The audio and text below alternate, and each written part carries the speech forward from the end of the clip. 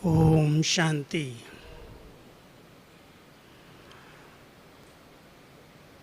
संगम युग पर भाग्य विधाता वरदाता दोनों ने हम सब बच्चों के हाथ में भाग्य की लंबी रेखा खींचने की कलम दी है। हर एक जितनी लंबी रेखा खींचना चाहे, जितना जमा का खाता बढ़ाना चाहे बढ़ा सकता है। हम सब जो योग अभ्यास कर रहे हैं, बहुत चारों तरफ अच्छी भट्टियाँ चल रही हैं। ये भी एक जमा खाते का बहुत अच्छा चिन्ह दिखाई देता है। आप सभी अनुभव करते होंगे कि अगर हम 2 घंटा, 4 घंटा, 6 घंटा, कोई 8-10 घंटा भी अच्छी तपस्या कर रहे हैं, मनसा सेवा कर रहे हैं, तो मनसा सेवा केवल हम दूसरों की नहीं कर रहे हैं, उसके साथ साथ हमारे पास भी मनसा शक्ति का स्टॉक जमा हो रहा है। और जिसके पास मनसा शक्ति का स्टॉक जमा है, उसकी निशानियाँ भी दिखाई देंगी। उसका मन बहुत कंट्रोल में होगा। मन के अंदर व्यर्थ की उत्पत्ति नहीं होगी। जब चाहे अपने संकल्पों को ब्रेक लगा सकता है, अगर उसके पास शक्ति जमा है तो। कुछ निशानियाँ ज़रूर दिखाई देना चाहिए। अगर हमने ज्ञान धन दान किया है, सदा मुख से ज्ञान रत्नों का ही दान चल रहा है, तो वाणी में वो मिठास, वो शक्ति, जो बाबा कहते हैं जो महान आत्माएं हैं, उनके बोल भी सिद्ध होने लगते हैं। जो बोल देते हैं वो होने लगता है।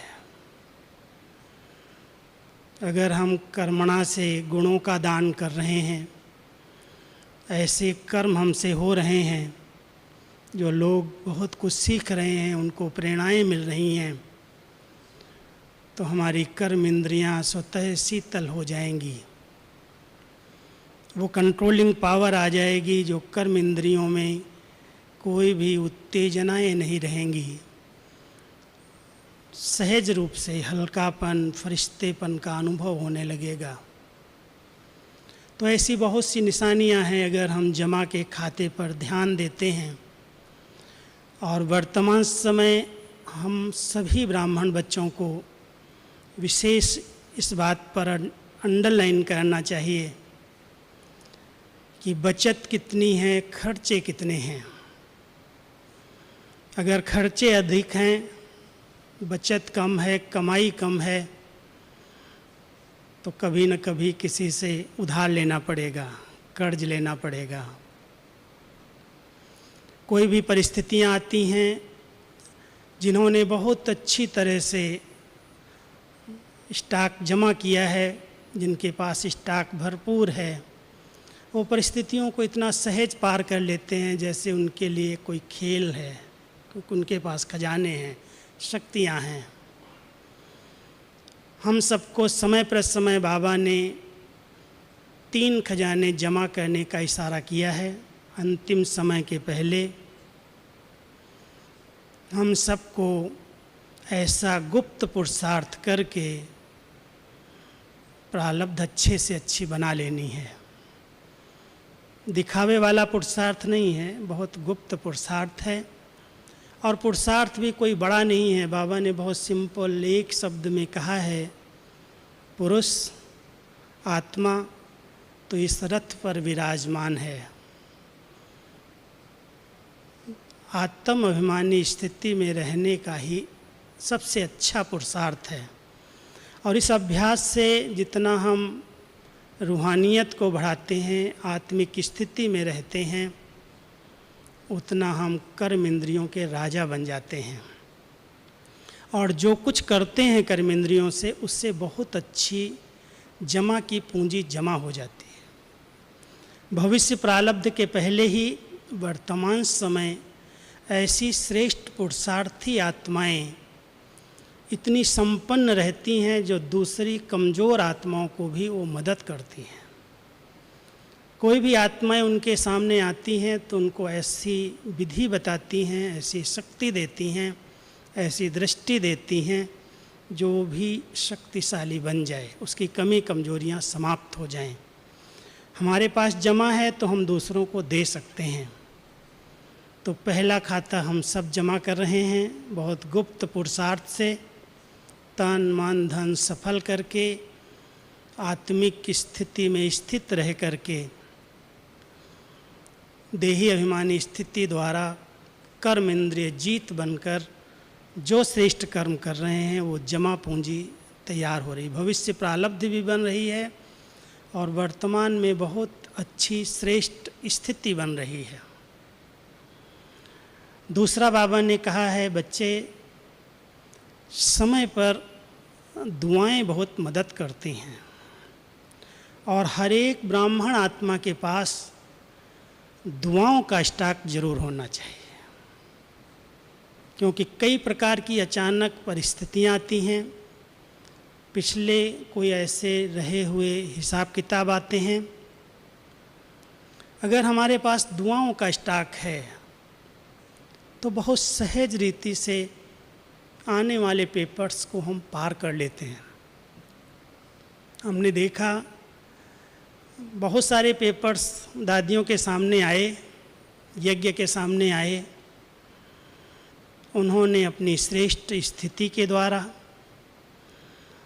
कई परिस्थितियों को इतना सहज पार किया जो किसी को पता भी नहीं चला। एक बार की बात मैं सुनाता हूँ। हमारी दादी जी के सामने शरीर की परिस्थिति जब आई, बीमारी आई,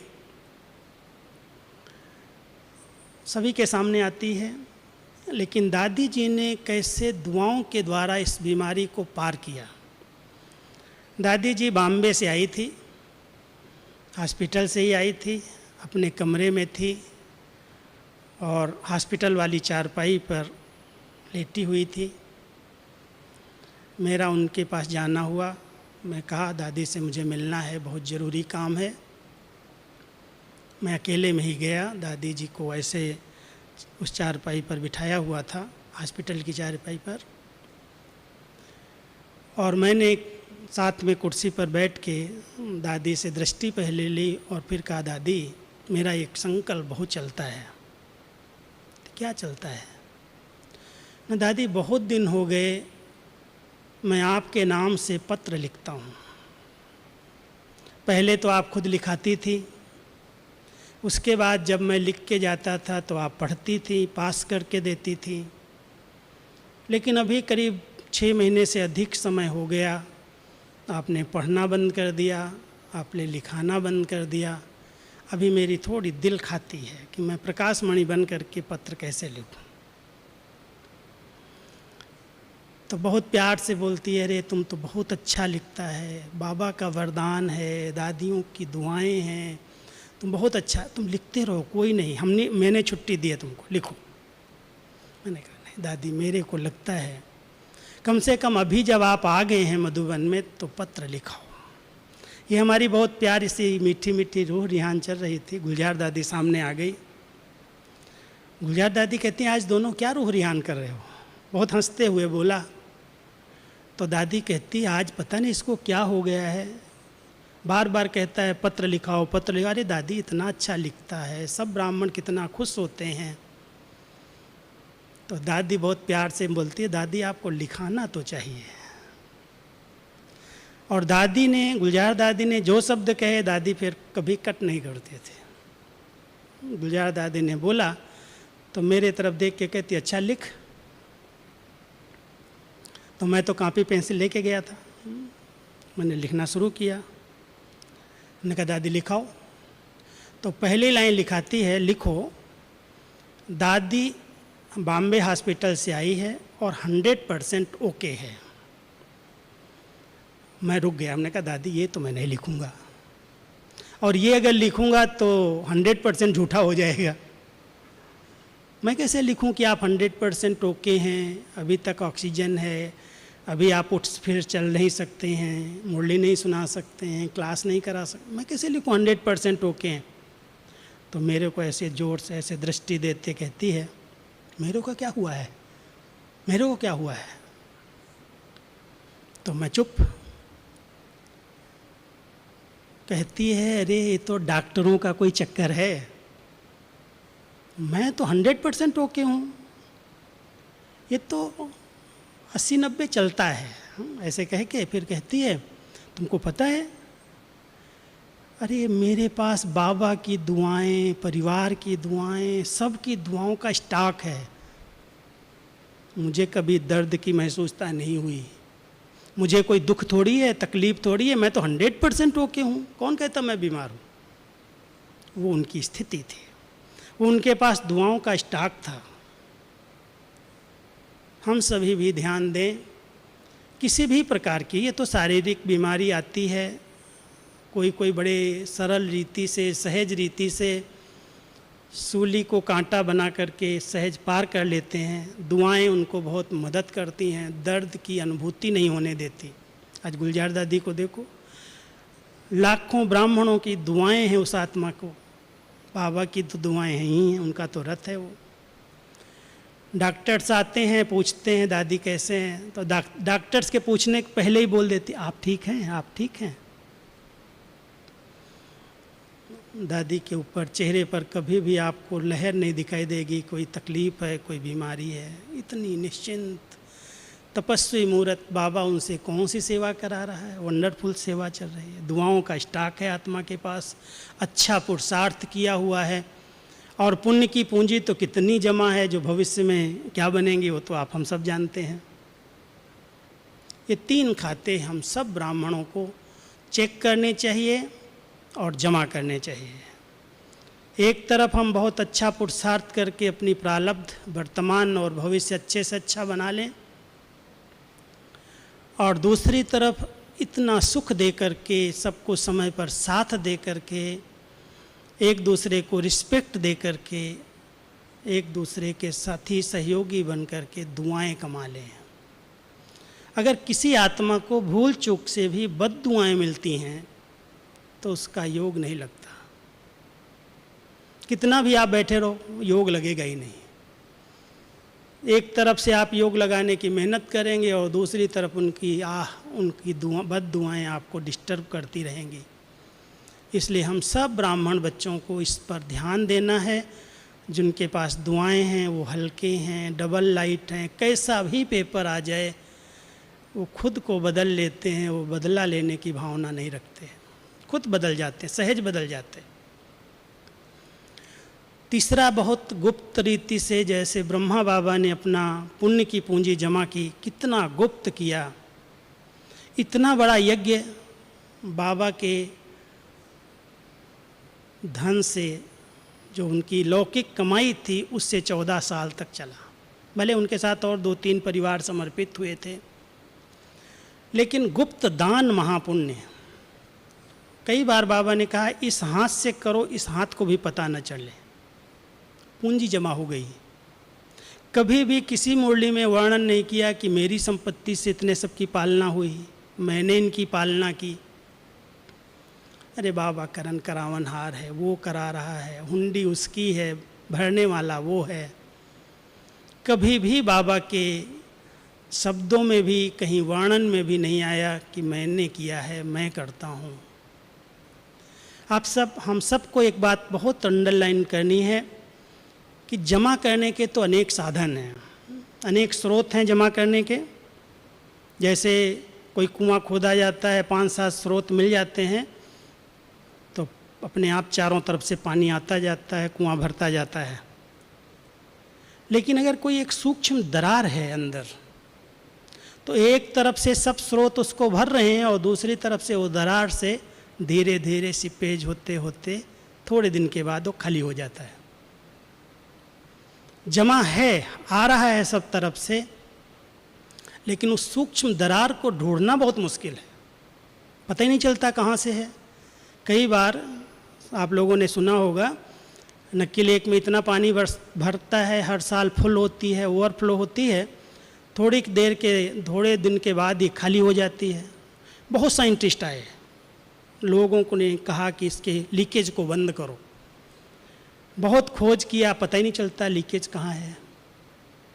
बहुत कुछ प्रयास किया, लाखों रुपया खर्च भी किया होगा। लीकेज को ढूंढना बहुत मेहनत का काम है। हम सब ब्राह्मण आत्माएं भी जमा तो बहुत कुछ कर रही हैं, यज्ञ सेवाएं कर रही हैं, बड़े प्यार से संभाल रहे हैं, बचत कर रहे हैं, लेकिन लीकेज अगर कहीं है तो जितनी कमाई जमा हो रही है उतनी लीकेज के द्वारा बाहर जा रही है। व्यर्थ की लीकेज को बचाने की बहुत ज़रूरत है और उसके लिए बहुत चेकिंग चाहिए। जैसे मम्मा का एक शब्द मुझे याद आता है कि बाबा के बच्चे 6 मास कमाते हैं, अच्छी कमाई करते हैं। अमृत वेले उठेंगे, मुरली सुनेंगे, ब्रह्मा भोजन करेंगे, ज्ञान दान करेंगे, सब प्रकार से कमाई के अनेक स्रोत हैं उनके पास। लेकिन एक बार अगर किसी दिन गुस्सा आ गया, जोश में आ गए, तो सारी 6 मास की कमाई वो 5 मिनट में गुस्से में आकर के सब खत्म कर देते, बहा देते। ये लीकेज है। साकार बाबा की मूल्यों में आता है कि अगर कोई ने एक बार भी काम की चोट खा ली तो सारी कल्प की, सारे संगम की कमाई को 1 सेकेंड में की कमाई चट हो गई। ये बाबा का शब्द है, की कमाई खत्म। हम जमा तो कर रहे हैं, बहुत मेहनत कर रहे हैं। मान लो हम इतना योग कर रहे हैं, आज कोई 1:30 बजे उठता है, कोई 2 बजे उठता है, बहुत अच्छी तपस्या हम कर रहे हैं, कमाई हो रही है, जमा हो रहा है, मनसा सेवा भी कर रहे हैं। लेकिन चलते चलते दिन के अंदर कोई ऐसे कारण बन गए, कोई ने मेरा अपमान कर दिया, कोई ने मुझे कुछ बोल दिया और मेरी स्थिति बिगड़ गई, डगमग हो गई, और एक भी कुवचन निकल गया, कटु वचन निकल गया, जोश में आ गए हम, तो क्या योग की कमाई जमा हुई या जितनी जमा की वो माइनस हो गई? और भी कई बार दूसरों से कर्जा लेना पड़ता है। 3-4 दिन पहले एक वरदान बाबा का आया, आप लोगों का ध्यान गया होगा, मुरली तो चली ही इस पर संडे की, लेकिन मेरा उस पर विशेष ध्यान गया कि बाबा ने कहा, कई बच्चे कहते हैं कि ये जो व्यक्ति है ये बदलेगा तो मैं भी बदल जाऊंगा, ये परिस्थिति बदलेगी तो मैं बदल जाऊंगा, ऐसी बातें सामने हैं वो बदल जाएंगी तो मैं बदल जाऊंगा। अगर दूसरों का सहारा लेकर के खुद परिवर्तन कर रहा है तो आपकी कमाई उसके शेयर में बट रही है। याद है वरदान में ये शब्द थे, शेयर होल्डर, हम शेयर होल्डर आपने तैयार कर लिए, ये बदले ये बदले ये बदले, और अपने को बदलने के लिए फिर दूसरों के पास हम मदद लेते हैं, दूसरे के पास हम साथ लेते हैं, उनके सहयोगी बनाते हैं उनको, तो उनको कुछ तो देना पड़ेगा ना, कमाई से कुछ देना पड़ेगा। और कई बार जितनी हम कमाई करते हैं उससे ज़्यादा हमारे खर्चे होते हैं। समझदार व्यक्ति को बहुत अटेंशन देना होता है कि कमाई के अनुसार ही हमारी खर्चे और हमारा बजट होना चाहिए। अगर कमाई कम है, जैसे आज वर्तमान समय, आप सब इस बात को ध्यान देना, यज्ञ के अंदर 3000-4000 भाई बहनों की पालना हो रही है, 3 स्थान है, 4 स्थान है, हमारे हॉस्पिटल भी हैं, और जो भी आवत, जो भी भंडारी बाबा के बच्चे दे रहे हैं, जमा कर रहे थे, अब भंडारी के अंदर कुछ नहीं, कोई देने वाला नहीं, कोई आने वाला नहीं। और मान लो ऐसे ही 4-5-6 महीना चला तो इसकी बिजली का खर्चा, दवाइयों का खर्चा, खाने पीने का खर्चा, हमारी गाड़ियाँ इतनी हैं, सबके इंश्योरेंस का खर्चा, कब तक, कहाँ तक कुआं देगा? हम सबको इस पर विचार करना चाहिए। हम अगर यज्ञ रक्षक बाबा के स्नेही सहयोगी बच्चे बजट नहीं बना करके खर्च करेंगे तो क्या दूसरों से हाथ फैलाएंगे, मांगेंगे? बाबा हम सबको कहते हैं, बच्चे जैसा समय है वैसे अपने आप को परिवर्तन करो। हम लोगों ने यज्ञ का बेगरी पार्ट भी देखा है, मैं आपको बताता हूँ 1-2 बातें। सवेरे सवेरे हम लोग चक्कर लगाते थे, पांडव भवन था हमारे पास, तो और कोई साधन नहीं थे, स्थान, तो एक दिन प्रकाश फैला हुआ था, सवेरे 6 बजे के बाद रोशनी हो जाती है, तो कुछ लाइटें जल रही थी। दादी चक्कर लगा रही थी, वो देख रही थी कौन कौन चक्कर लगा रहे हैं, क्या करते हैं। और हम लोग चक्कर लगा के ऐसे चले गए। फिर दादी बैठी थी और हमें ऐसे बुलाया, ऐसे इधर आओ, तुम यज्ञ के बच्चे हो। बाबा कहता है बच्चे हर प्रकार से जमा खाता बढ़ाओ। आप लोगों ने धन तो लाया नहीं यज्ञ के अंदर, कई लोगों ने यज्ञ में धन लगाया है, और वर्तमान में गरीब गरीब बच्चों ने इसमें धन लगाया है। अगर ये बल्ब जल रहा है, कितनी पावर जा रही, कितना खर्चा आ रहा है, और आप देख रहे हो आंखों के सामने लाइट जल रही है, क्या इसका स्विच बंद नहीं कर सकते हो? ये तुम्हारे खाते में जमा हो जाएगा। अगर तुम 1 यूनिट भी बचा दोगे, 15 पैसा, आधा रुपया, 1 रुपया भी बचा लोगे, तो आपकी पैसे से यज्ञ में बचत हो जाएगी। कई बार कहती थी देखो ये टंकी पानी की बह रही है, भर गई है, चलो जब डिपार्टमेंट वाला आएगा बंद करेगा तब तक कितना पानी चला जाएगा बह करके, कितना नुकसान होगा। आप सब इसकी बचत करना सीखो। बचत योजना, आज हमारे पास सब कुछ है, बाबा ने सब साधन सब चीज़ें दी हैं। कई लोग एसी चला करके छोड़ के आ जाते हैं, कई लोग अपने घर में लाइट जला के आ जाते हैं, हो रहा खर्चा जा रहा है, कोई ध्यान नहीं। क्या ये हमारे खर्चे अधिक तो नहीं हो रहे हैं? दादी जानकी जी क्या कहती थी, हमारे ऊपर 1 रुपया भी खर्च नहीं होना चाहिए। सुना होगा, हम सुनते आए हैं।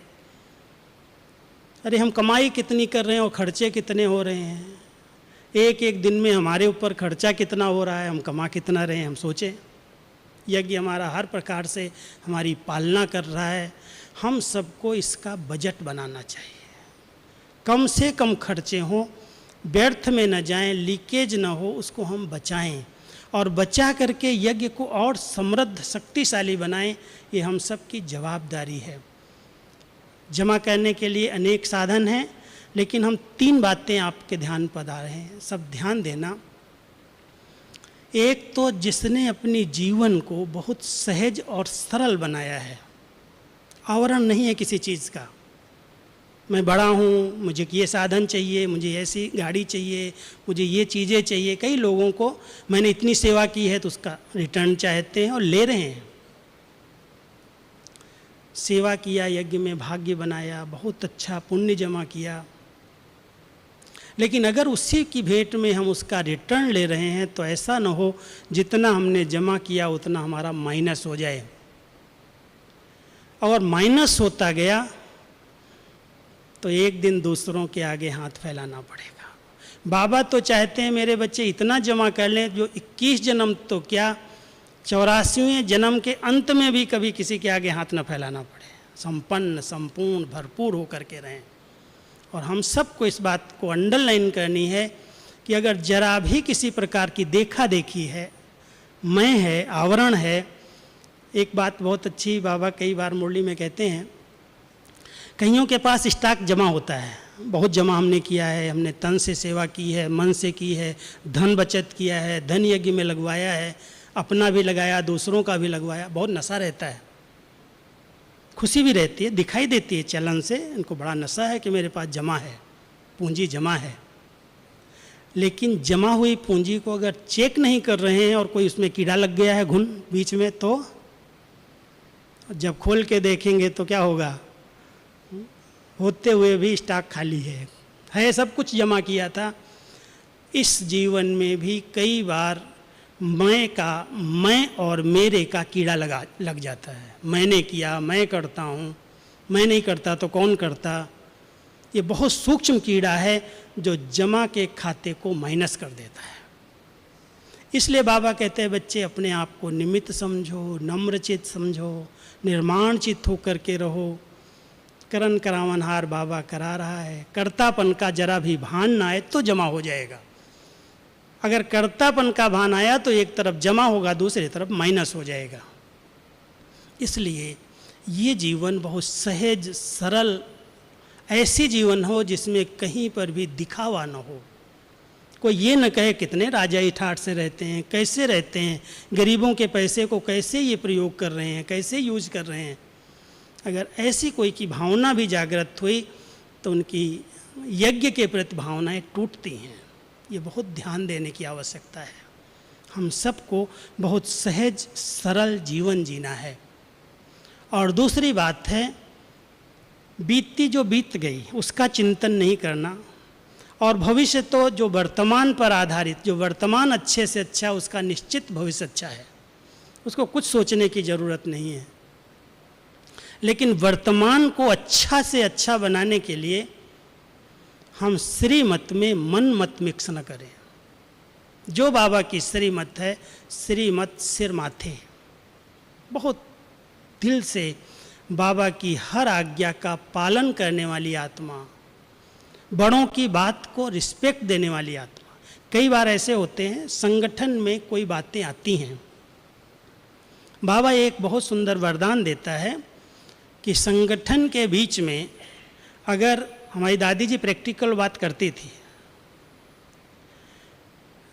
90% लोगों की एक मत है और मेरे जो विचार हैं वो बहुत अच्छे हैं, मैं समझता हूँ मैं जो कह रहा हूँ बिल्कुल राइट कह रहा हूँ, लेकिन 90% कहते नहीं। तो जहाँ मेजॉरिटी वहाँ मैं, वहाँ अपने विचारों का त्याग करना बहुत आवश्यक होता है। अगर हम दूसरे के विचारों को कट करते हैं तो बाबा कहते हैं ये आपका अभिमान दिखाई देता है और सामने वाला अपमान की फीलिंग करता है।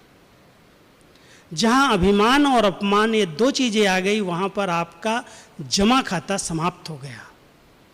इसलिए मैं कितना भी राइट हूँ, मैं समझता हूँ मैं यज्ञ रक्षक हूँ, मैं यज्ञ की बचत कर रहा हूँ, लोग मुझे समझ नहीं रहे हैं, लेकिन बाबा कहते हैं जहाँ संगठन टूट रहा है वहाँ सबसे बड़ा विघ्न पड़ रहा है। जमा के खाते वाली आत्माएं बहुत नम्रचित्त, बहुत निर्माणचित्त, उनके पास एक मोल्डिंग पावर होती है। दादी इतना जल्दी मोल्ड करती थी, मुझे याद आता है जब मीटिंग करते थे 8-10 भाइयों को बुलाती थी सामने, कोई भी प्लान बिना मीटिंग के दादी ने नहीं किया होगा, सबकी राय लेनी है। और राय लेने के साथ देखती थी सबके विचार एक हैं तो कहती है तो सफल हुआ पड़ा है, कर लो। और अगर 10-12 में से 1-2 ने कट कर दिया कि दादी अभी ये से कैसे होगा, ये ठीक नहीं लगता, ये ठीक नहीं लगता, कोई ने कट कर दिया तो दादी चुप हो जाती थी, कहती थी अभी ये विघन है, अभी रुक जाओ, अभी नहीं करना। हम सब के विचार एक हो जाएं, हमारी भावनाएं एक हो जाएं, जैसे सब चल रहे हैं ऐसे हम भी अपने आप को झुका लें। जमा का खाता हमारी आत्मा को बहुत भरपूर कर देता, संतुष्ट मणि बना देता। जिसके पास है तो वही तो संतुष्ट मणि बन सकता है। तो हम समय अनुसार अपने जमा के खाते को बढ़ाएं, जहाँ पर भी लीकेज है उसको बंद करें, अपनी वाणी पर ध्यान दें, अपने संकल्पों पर ध्यान दें। और जैसे अभी परिवार वृद्धि को प्राप्त हो रहा है, अगर हमारे पास जमा होगा, शक्तियाँ जमा होंगी, खजाने जमा होंगे, तो हम उनको मदद कर सकेंगे, सहारा बन सकेंगे, सहयोग दे सकेंगे। इसलिए हर प्रकार से, तन से, मन से, धन से, संकल्प, श्वास, समय से हम अपने जमा के खाते को बढ़ाएं और बीच बीच में चेक जरूर करें कि कहीं वो खाता खाली न हो जाए, गुप्त रीति से खाली न हो जाए या शेयर्स में बट न जाए। जमा है तो खुशी है, हल्कापन है, हम मोल्डिंग नेचर है, सबके साथ हम मिलजुल करके चल सकते हैं, कोई भी बात आएगी हम अपने आप को चेंज कर सकते हैं। तो हम सब अपनी निशानियों से अपने आप को चेक करें और जमा के खाते से स्वयं को संपन्न बनाएं। Om Shanti.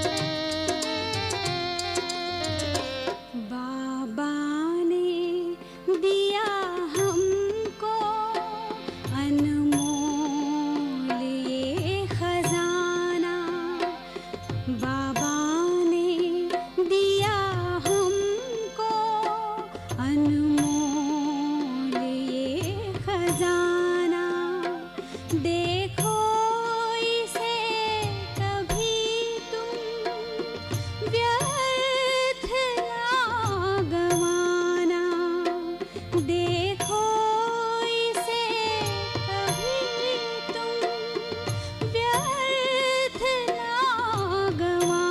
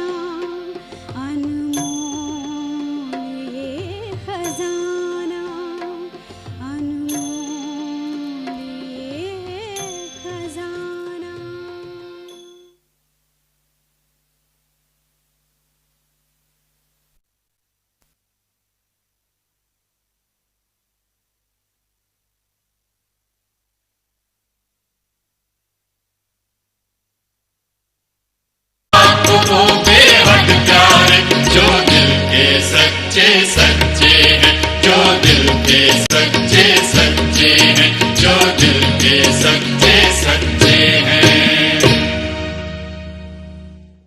Irish soda bread, anyone? I never thought I would like Irish soda bread till I tried